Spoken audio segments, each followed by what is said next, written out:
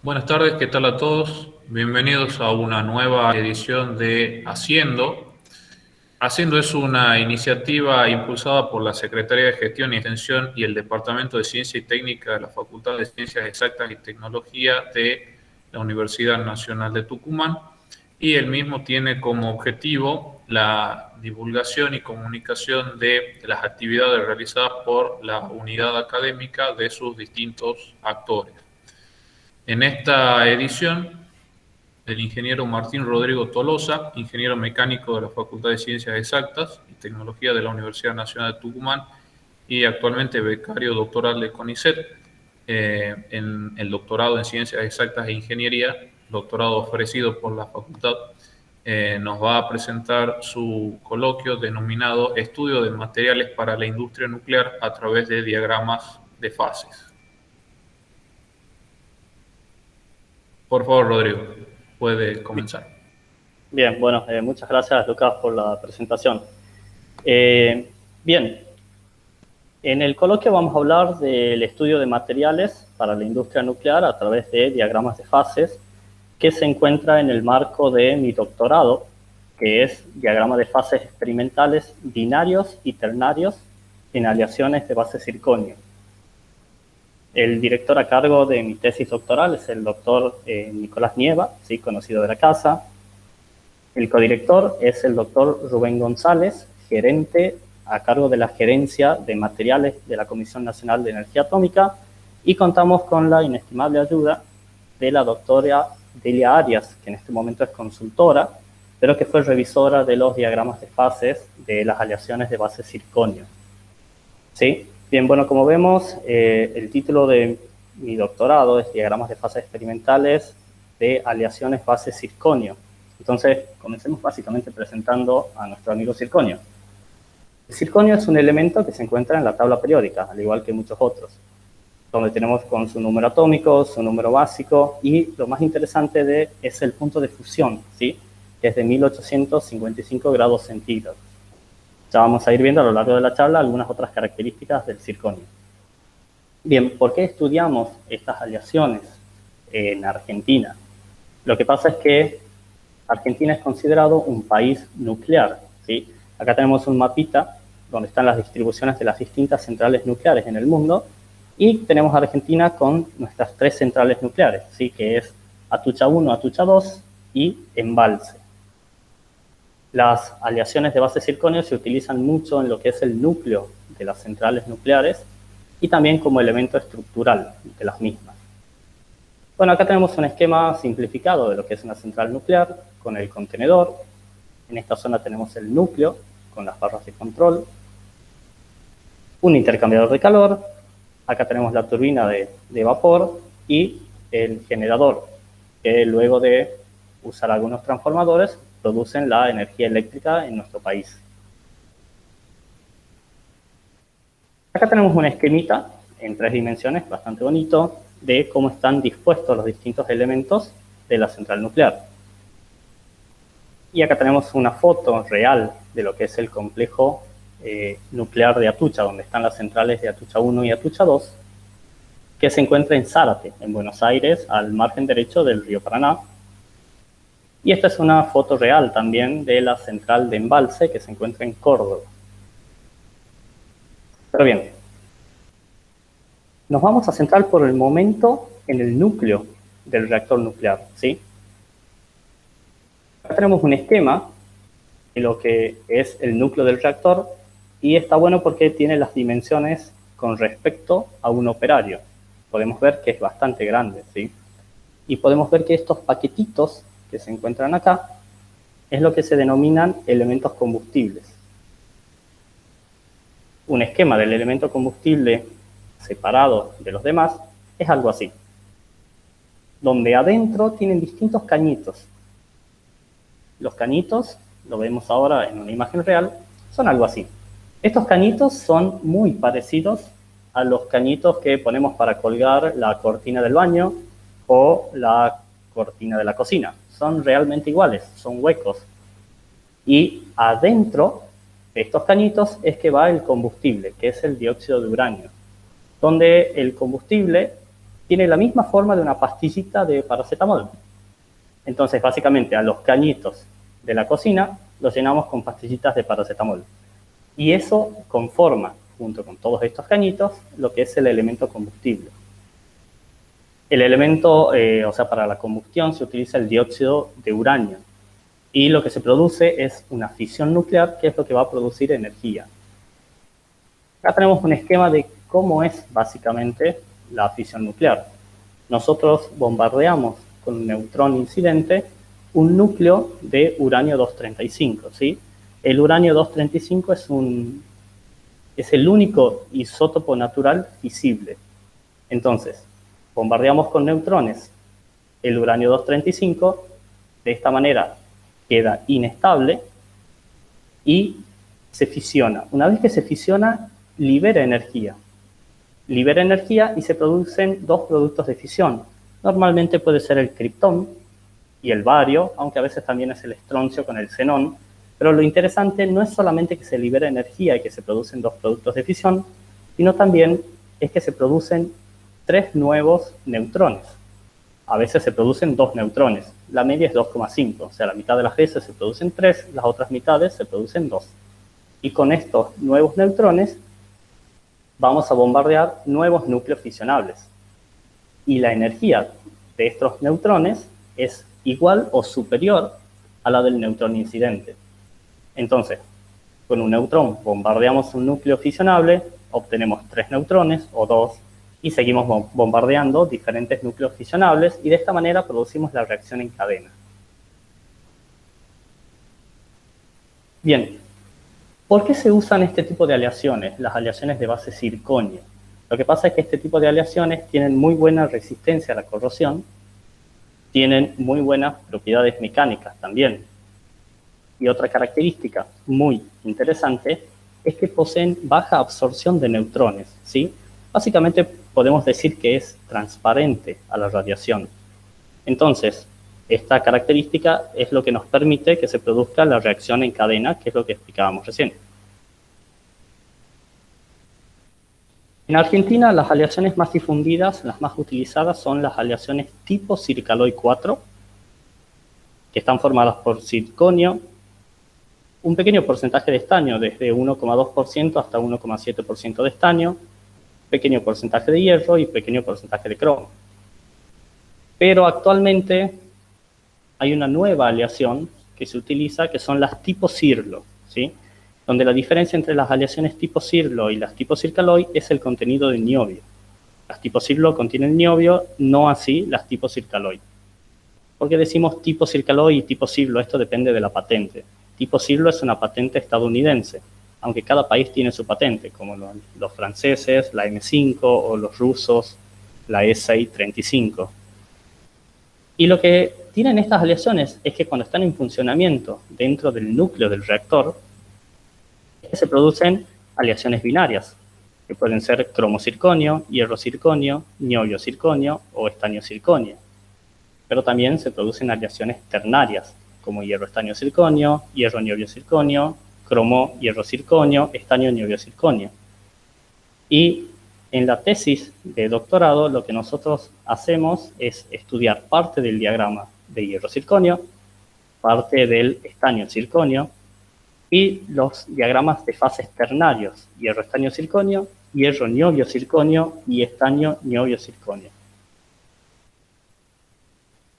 Bien, resumiendo, en Argentina tenemos nuestras 3 centrales nucleares de potencia, ¿sí? Porque además tenemos los reactores de investigación.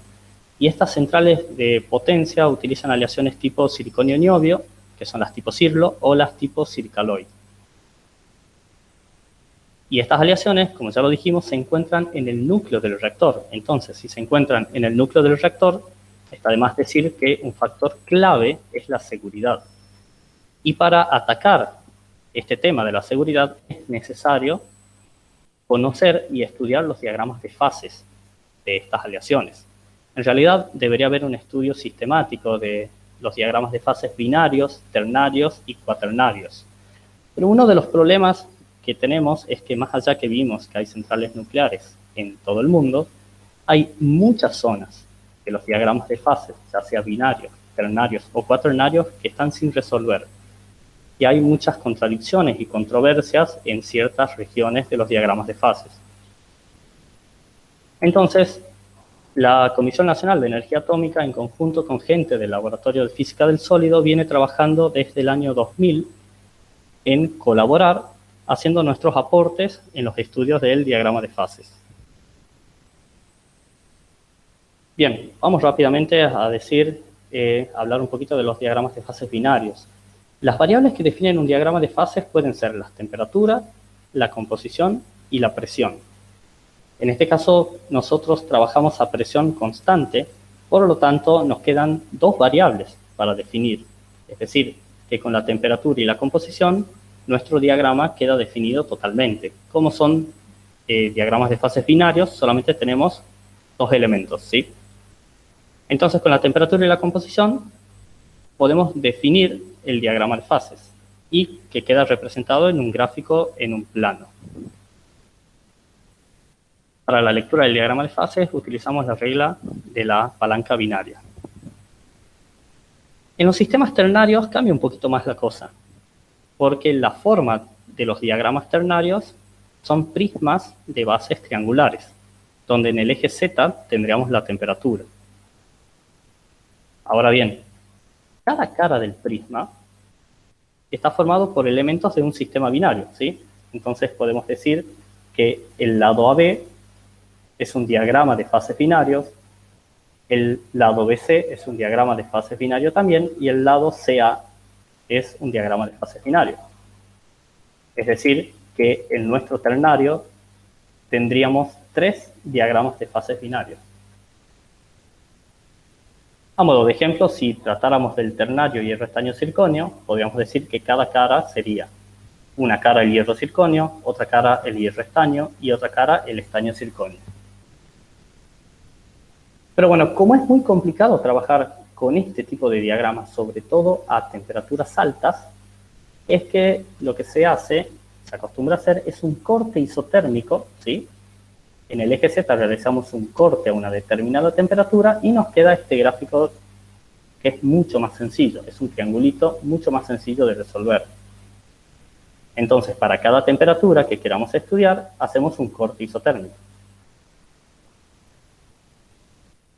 Bueno, hasta recién habíamos visto algunos esquemas. Este es un diagrama real del sistema binario estaño-circonio.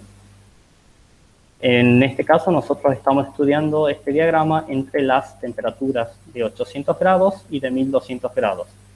Particularmente desde la mitad del diagrama hacia la zona rica en circonio. Acá tenemos un diagrama binario del hierro-circonio. Este diagrama es bastante polémico.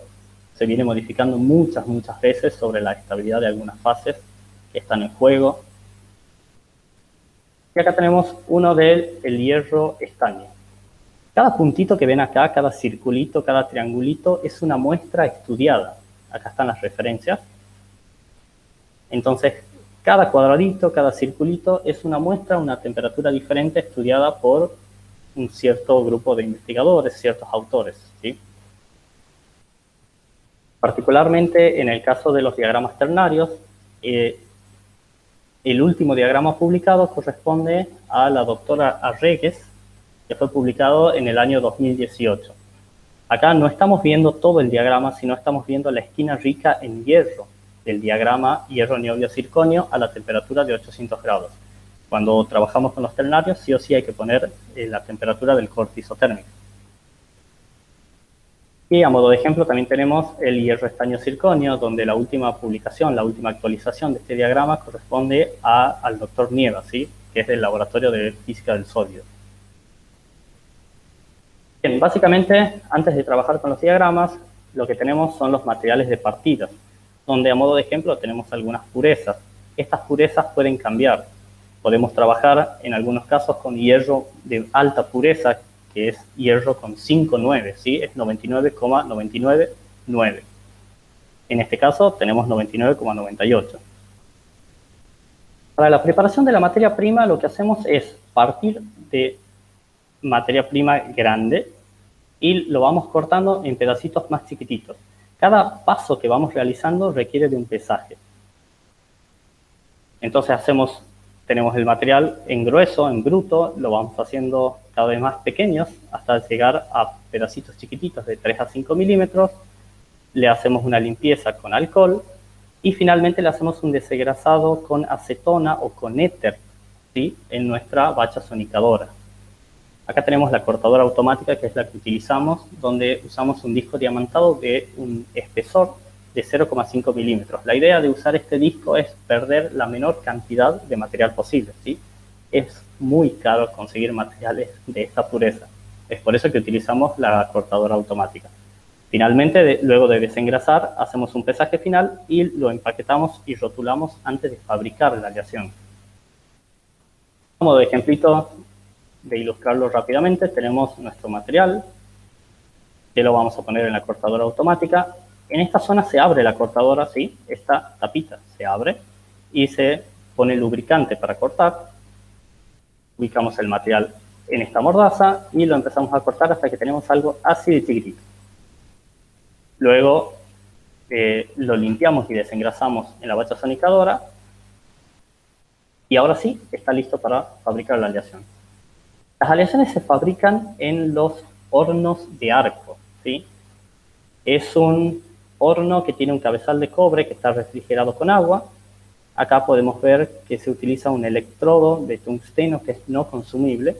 Y antes de realizar la fusión, es necesario hacer un alto vacío y muchas purgas con argón de alta pureza. Lo que pasa es que el circonio es un material muy ávido de oxígeno. Entonces, cualquier partícula pequeña que tengamos de oxígeno adentro de esta cámara, lo absorbe el circonio. Y dependiendo de la cantidad de oxígeno que pueda absorber el circonio, se pueden formar fases nuevas, que no son fases que van a pertenecer al diagrama que estamos estudiando. Acá no se nota bien, pero acá tenemos el crisol de cobre, que también está refrigerado con agua, donde van nuestro material. Entonces le hacemos un zoom. Acá formamos una especie de montañita de los materiales que queremos fundir. Siempre el material que va más arriba es el que tiene menor punto de fusión, con el objetivo de que se funda primero y que haga como una especie de envoltura de los otros materiales que están abajo. Una vez que fundimos todos estos pedacitos, nos queda un botón como este, donde este botón se corta a la mitad. Una parte es lo que se llama ASCAST, ¿sí?, o testigo de fundición, y la otra parte va a tratamiento térmico. El tratamiento térmico se realiza a la temperatura que nosotros queremos investigar. Acá tenemos una foto bastante bonita del técnico en el momento de la fundición. Para caracterizar las aleaciones, las técnicas convencionales son difracción de rayos X, metalografía, espectrometría con EDS y con microsonda electrónica de barrido. Con difracción de rayos X hacemos una identificación de fases, es un método cualitativo, pero también se puede hacer cuantificación. El EDS nos da un quali cuantitativo, es bastante exacto, pero para algunos sistemas no es muy conveniente, sobre todo cuando trabajamos con niobio y circonio, porque las energías del niobio y del circonio son muy cercanas. Y la microsonda electrónica de barrido, que nos da una composición muy exacta, con muy pequeño error, de los elementos que están formando la aleación. Esta estrategia de caracterización se realiza tanto para las muestras ASCAST como para las muestras tratadas térmicamente. El tratamiento térmico se realiza en un horno tubular, ¿sí?, con el fin de homogeneizar la temperatura en todas las muestras. Y nuevamente, se realiza el tratamiento térmico en tubos de cuarzo, donde se realiza alto vacío con purgas de argón y una sobrepresión de argón dentro del tubo, con el objetivo de que no ingrese aire. Cada botoncito, antes del tratamiento térmico y antes de colocarlos en el tubo, se los envuelve en papel de tantalio. La idea es que no haya difusión entre las distintas aleaciones, ni tampoco difusión entre la aleación y el tubo. A modo de ejemplo, para temperaturas de alrededor de 800 grados, a veces hacemos tratamientos térmicos que duran 4 meses, a veces pueden durar 2 meses, va a depender de la temperatura y del sistema, ¿sí?, de los elementos que estemos utilizando. Básicamente vamos a mostrar algunos resultados. Una de las cosas más importantes que hemos conseguido es, por ejemplo, acá tenemos una imagen de electrones retrodifundidos con un microscopio electrónico. Lo que vemos acá en gris oscuro, casi negro, pertenece a una fase hierro 23, circonio 6, en el diagrama binario hierro-circonio. La matriz, que se pueden ver distintos tonos de grises, corresponde a la fase hierro 2, circonio. ¿Por qué hay distintos tonos de grises? Un poco porque se usó el mayor contraste en la microsonda, en el microscopio electrónico, y un poco también porque esta fase posee distintos dominios de homogeneidad, que van desde un 65% de hierro hasta un 70% de hierro. Entonces eso también va cambiando un poco las tonalidades de los grises. Como pueden ver, la fase gris oscura, la hierro 23, circonio 6, tiene longitudes de como mucho 25 micrones. Hasta ese entonces no se habían encontrado más de 20 micrones. Lo que hicimos fue cambiar la forma de fabricar este tipo de aleaciones, lo hicimos en Bariloche, y cambiando la forma de fabricar este tipo de aleaciones conseguimos algo como esto, donde nuevamente lo gris oscuro es la fase hierro 23, circonio 6, donde podemos ver tanto en esta micrografía como en esta que son cantidades muy grandes. Las escalas son de 100 micrones. Esto es 100 micrones. Igual que acá, esto es 100 micrones. Lo que conseguimos cambiando la forma de fabricar las aleaciones es conseguir esta fase en longitudes milimétricas. O sea, longitudes que antes no se podían conseguir hasta 20 micrones, nosotros la pudimos formar en cantidades milimétricas que la podemos agarrar con el dedo. Entonces, esto nos va a permitir poder estudiar esta fase, que antes era imposible poder estudiarlas porque nunca se la obtenía sola. Acá, si cortamos este pedazo, vamos a obtener esta fase sola.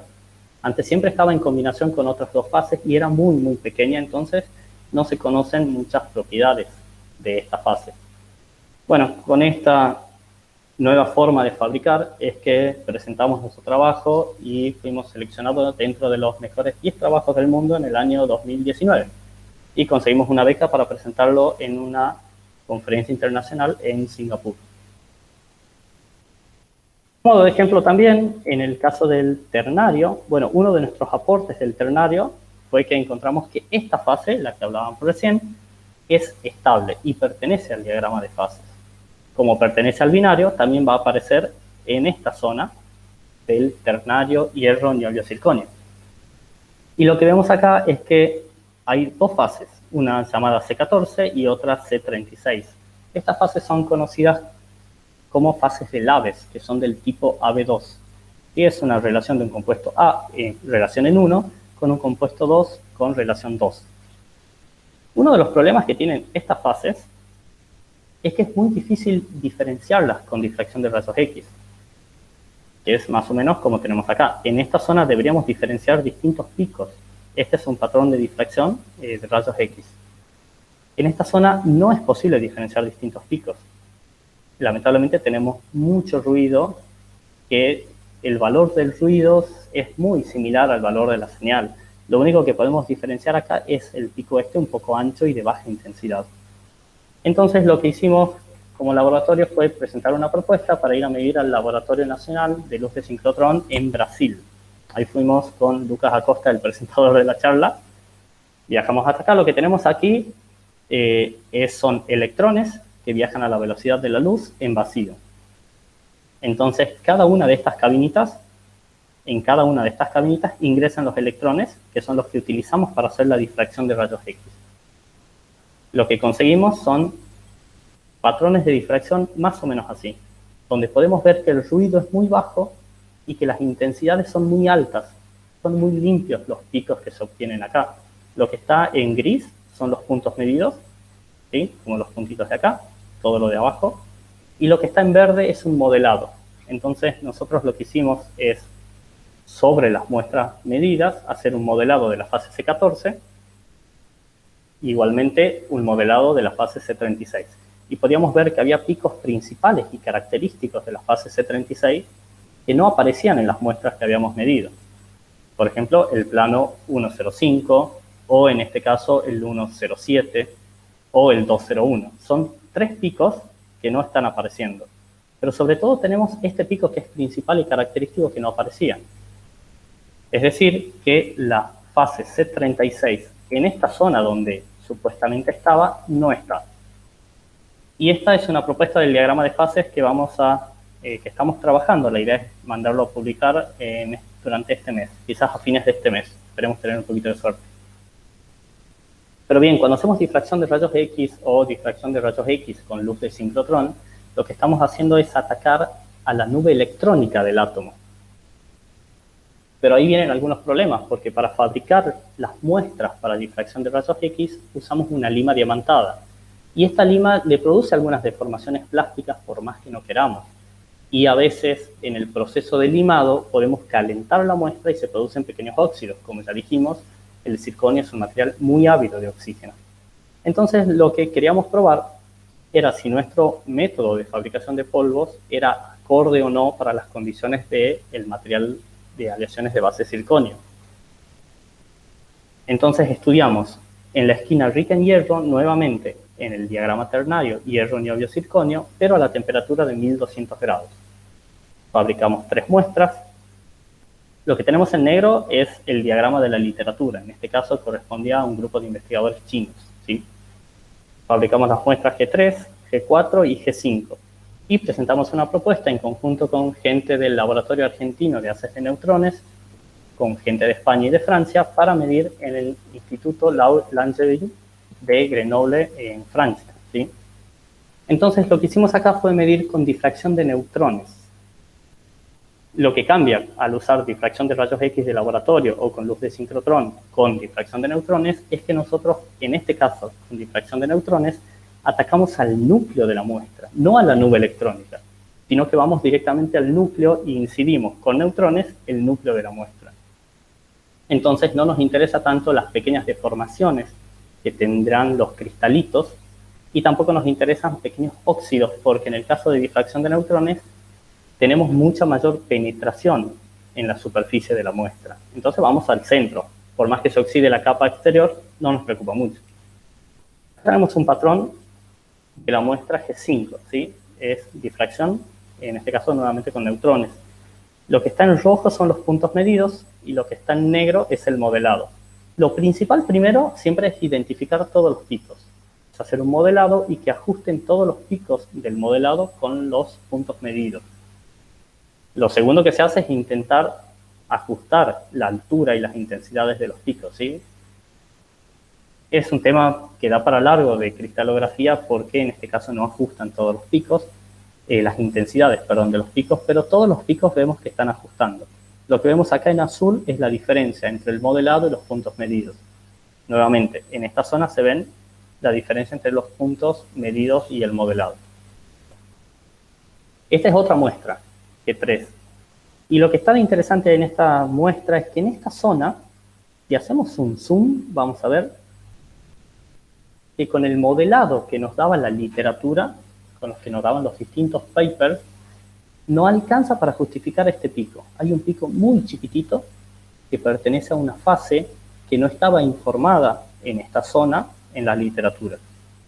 Entonces lo que descubrimos luego de hacer difracción de neutrones en estas muestras es que en este diagrama de fase aparece una fase que normalmente no se la tenía en cuenta a esta temperatura.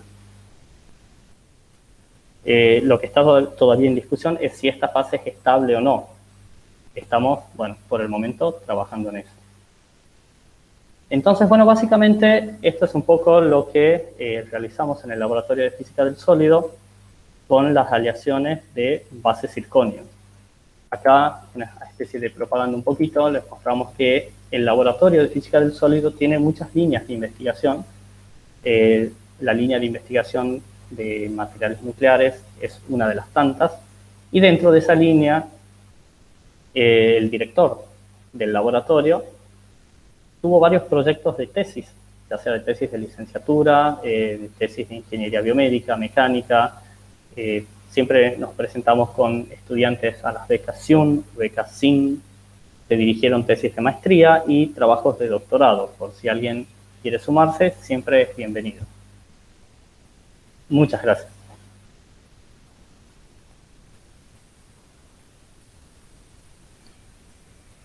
Muy bien, muchas gracias, ingeniero. Ya lo tenemos en cuenta para las próximas para las próximas convocatorias de beca.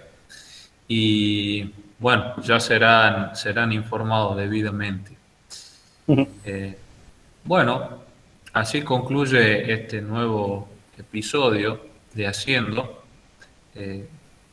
En un par de semanas tendremos un nuevo invitado y bueno, esperamos contar con su presencia.